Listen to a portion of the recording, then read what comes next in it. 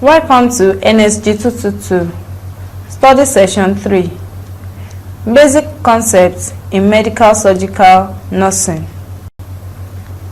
Pain. Introduction. You must have experienced pain at one point in your life as an individual, and you would have also observed that it was a personal experience. Pain has physical, psychological, cultural, and spiritual dimensions. It is regarded as the fifth vital signs which the nurse needs to assess. In this study session, emphasis will be on dimensions of pain, mechanism of pain, types of pain, pain assessment and management of pain. Learning outcomes. After you have studied this session, you should be able to define pain, describe the mechanism of pain, explain the different classification of pain, highlight elements of a nursing pain assessment, and discuss the management strategies for pain. The meaning and nature of pain. Pain is a universal experience defined as an unpleasant sensory sensation and emotional experience which is primarily associated with tissue damage or described in terms of such damage, or both International Association for the Study of Pain, IASP. In another way, Capenito, 1993, explained pain as a state in which a person describes and reports the presence of severe discomfort or an uncomfortable sensation. This means that pain is a subjective experience and occurs when the person says so. It is dependent on patient's perception and cannot be measured objectively by laboratory tests or diagnostic data. Dillon and Lardner, 1998.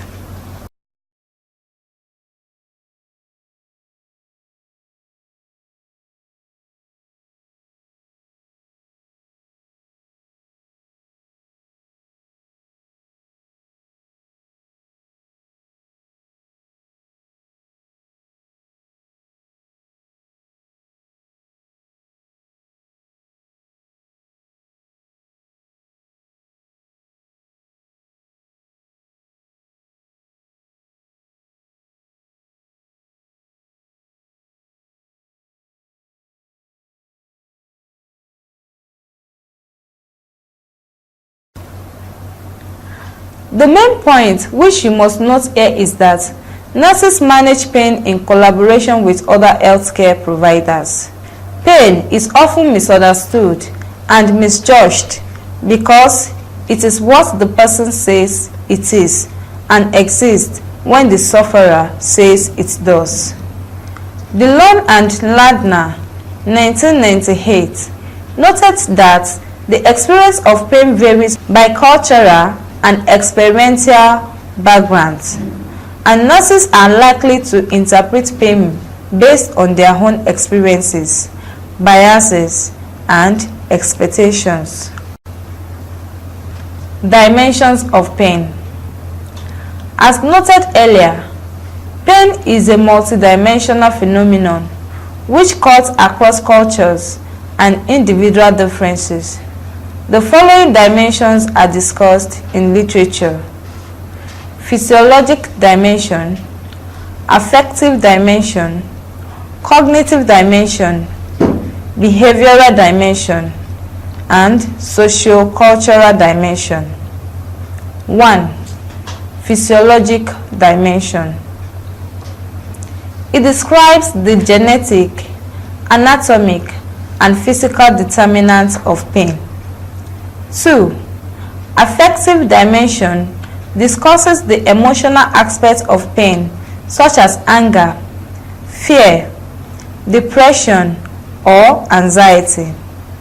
The emotional distress associated with pain can result in suffering, Lewis and Eltkemper, 2007. 3. Cognitive dimension. It describes beliefs, attitudes, previous memories, and experience of pain, as well as coping strategies in dealing with the experience. 4. Behavioral dimension.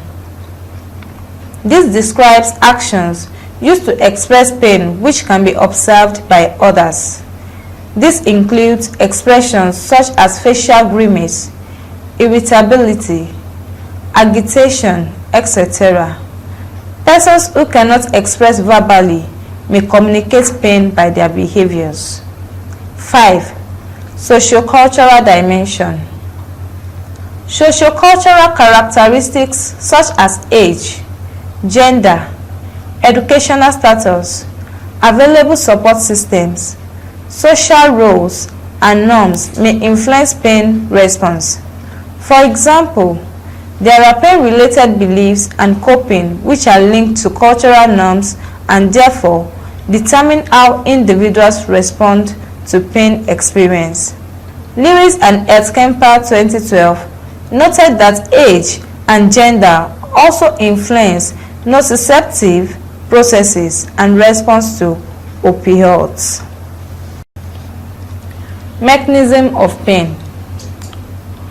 Commonly, pain occurs following an injury or disease process. The physiological process by which information or the stimulus of pain is perceived and communicated to the central nervous system is known as nociception. It follows 4 processes: transduction, transmission, perception, and modulation. Each of those processes is explained below. Transduction. Transduction explains how a mechanical, thermal, or chemical impulse is converted into a neuronal action potential. The process of transduction of the signal of pain begins at the level of peripheral nerve endings. These nerve endings are called nociceptors. In other words, nociceptors are naked nerve endings which are found in almost every tissue. Hargrove, Utel, 2005. They respond to thermal, mechanic. Take 2. They respond to thermal, chemical, and mechanical stimuli, noxious stimuli. Exposure of nociceptors to noxious stimuli causes release of certain chemicals into the surrounding areas. The chemicals comprise of hydrogen ions, substance P, and adenosine triphosphate ATP. Others are serotonin, histamine, bradykinin, and prostaglandins.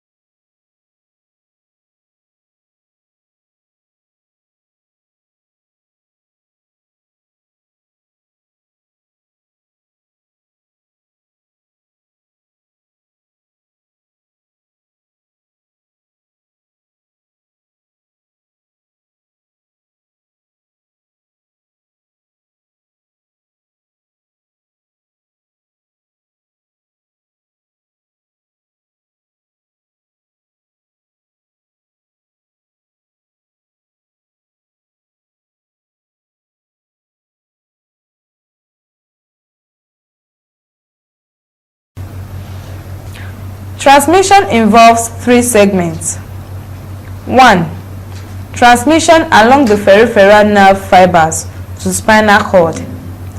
Impulse is transmitted by the first order neuron, which extends from the peripheral to dorsal horn of the spinal cord.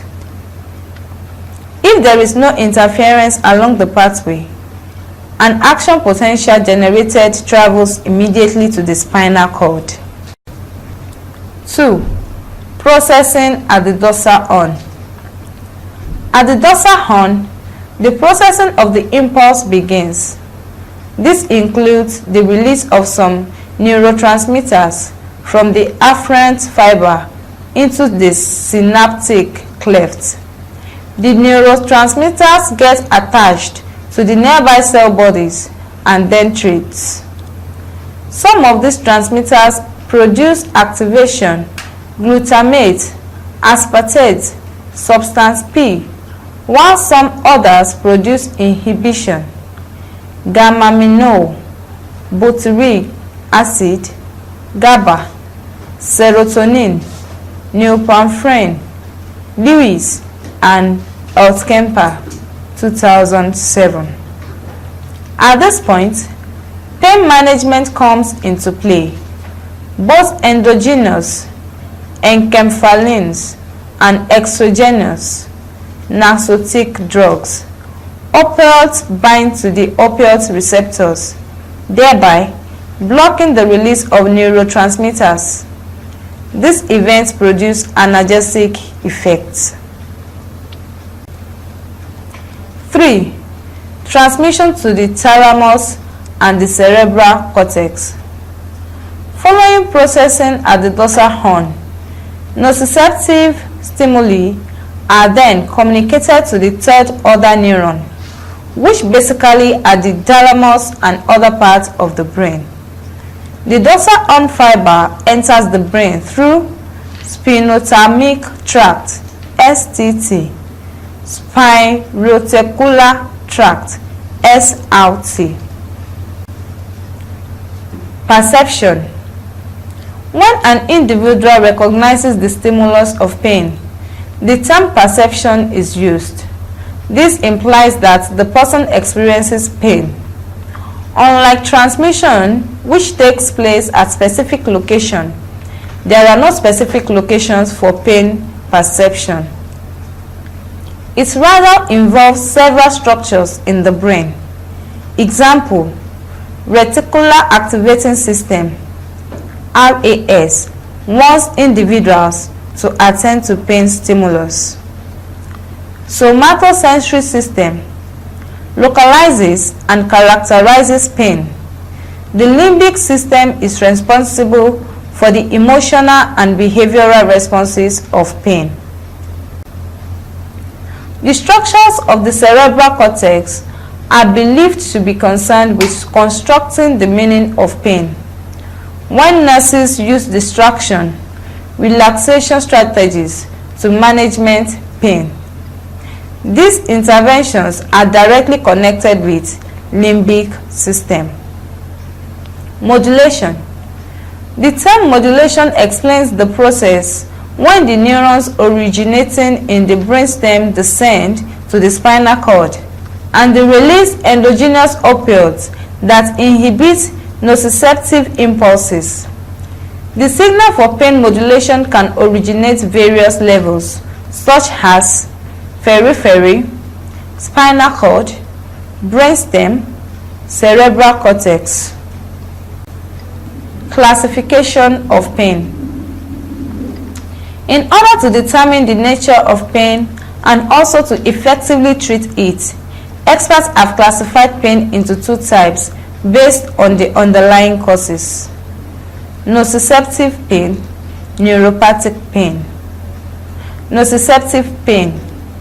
Just as the term implies, nociceptors are the nerves which are sensitive to pain and respond to parts of the body which suffer from damage. As we learned earlier, these fibers signal tissue irritation, impending injury, or actual injury. When activated, they transmit pain signals via the peripheral nerves as well as the spinal cord to the brain. The pain is typically well localized, constant, and often with an aching or throbbing quality. Visceral pain is the subtype of nociceptive pain that involves the internal organs. It tends to be episodic and poorly localized.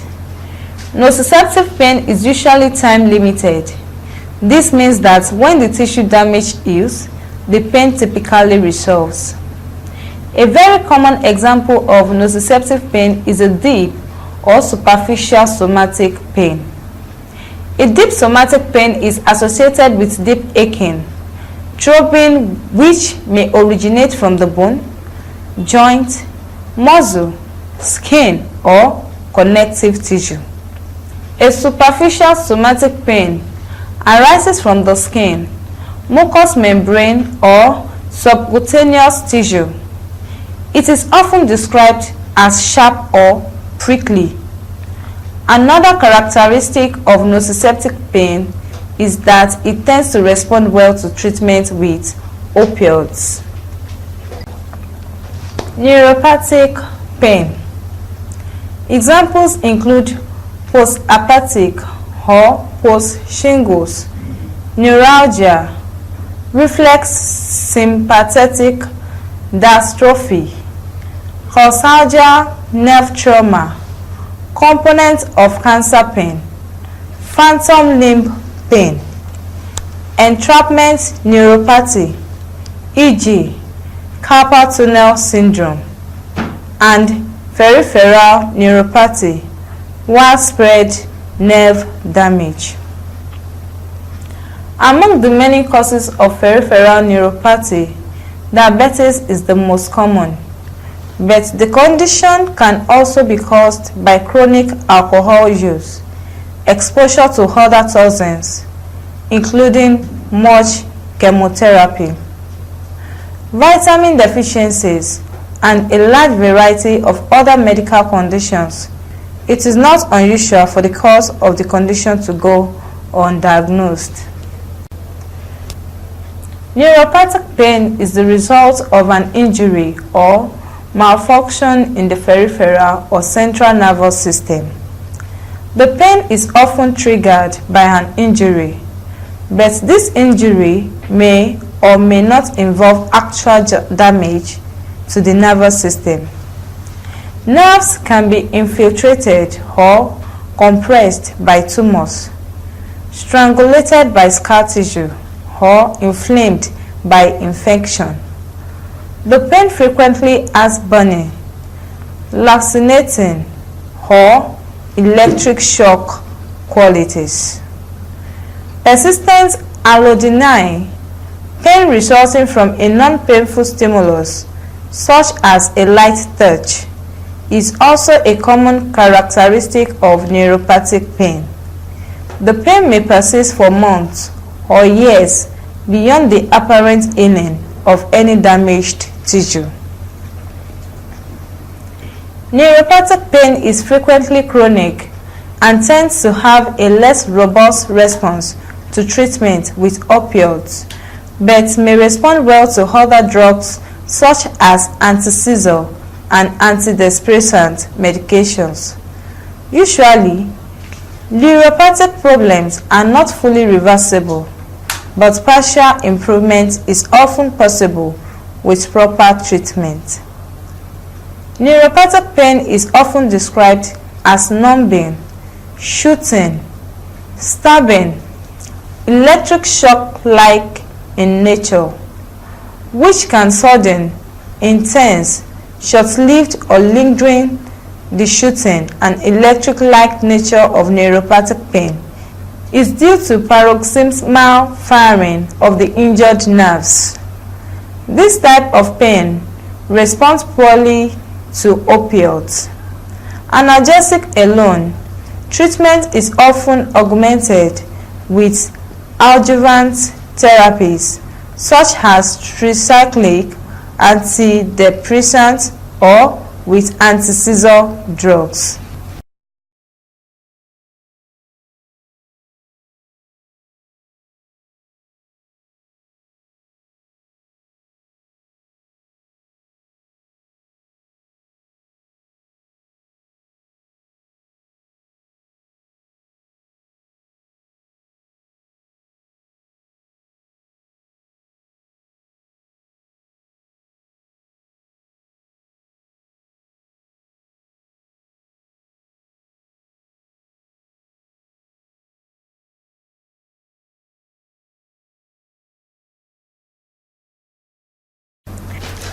Chronic pain, also referred to as persistent pain, occurs for longer period over 3 months duration. Chronic can be disabling and associated with anxiety and depression.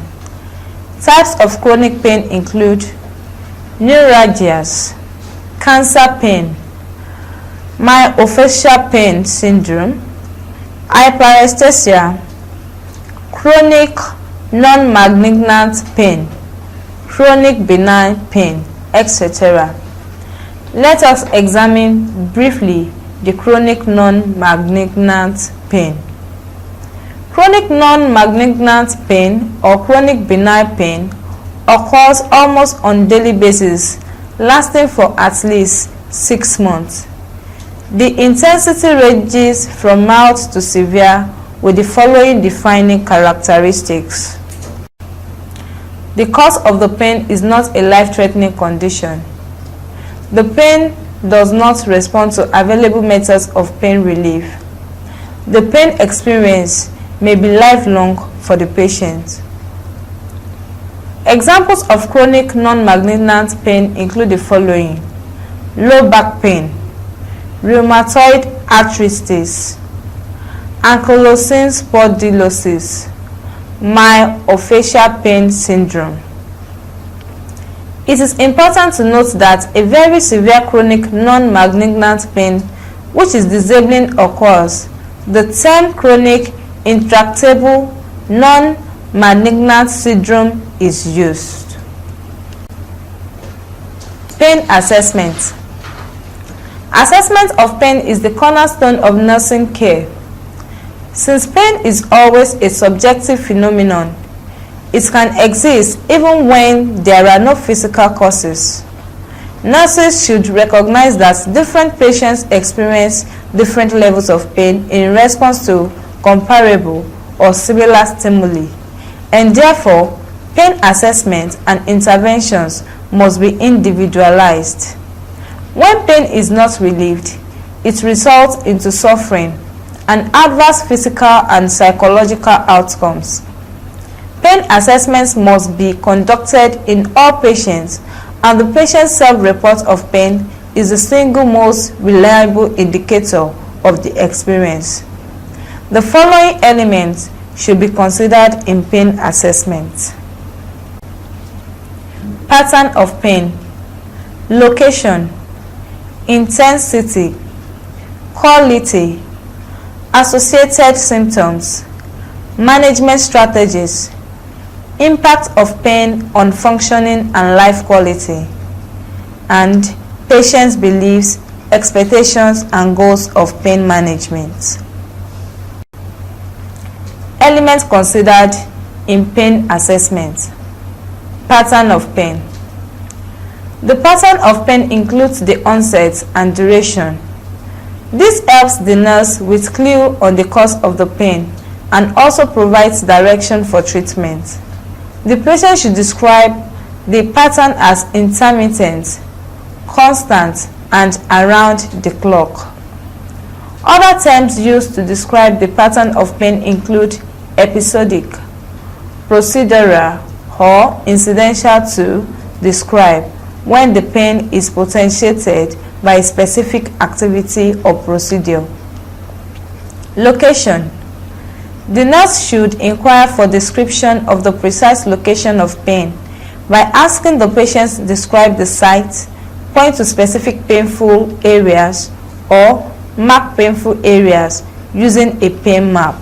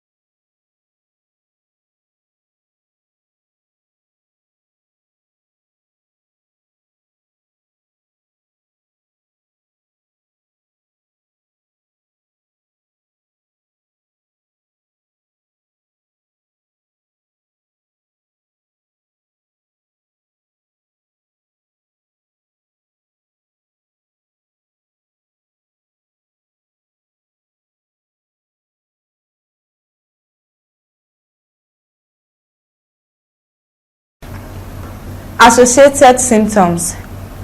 Example: anxiety, depression, fatigue, and activities which may alleviate or make the pain experience worse. Management strategies. The nurse should identify methods of pain control which the patient had used in the past. Prescription and non-prescription medications should be noted, as well as use of other complementary therapies, e.g., cold and hot applications, alternative therapies, herbal products, acupuncture. Impact of pain on functioning and quality of life. The nurse should note the effect of pain on patients' quality of life and functioning. How does pain affect patients' quality of sleep and rest, performance of activities of daily living, and impact of mood and emotions?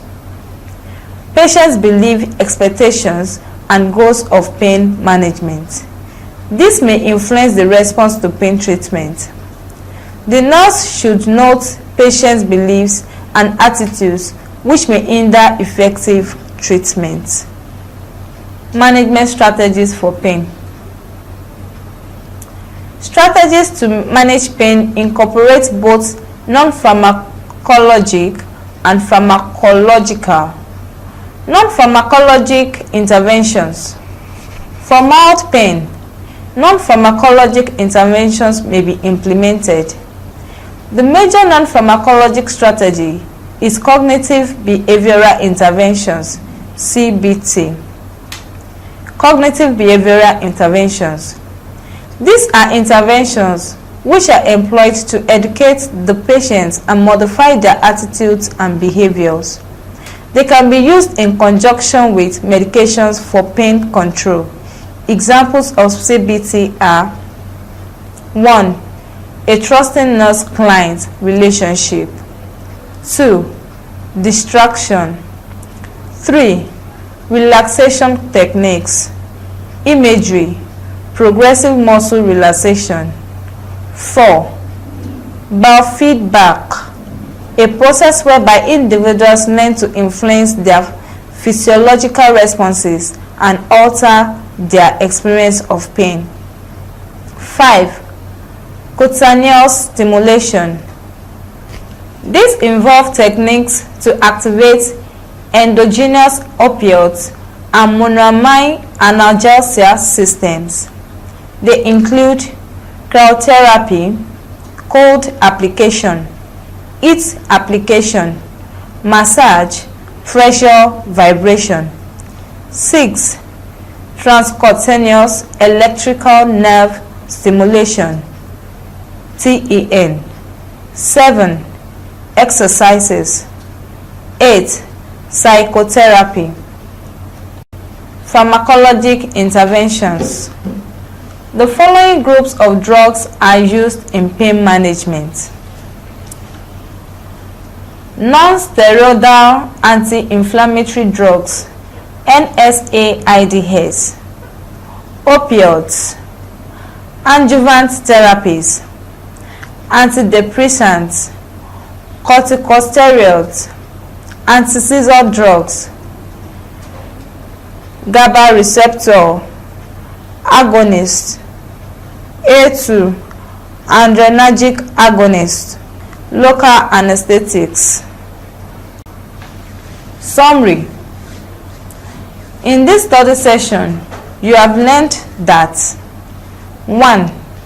Pain is a common and subjective experience which exists when the patient says it does. 2.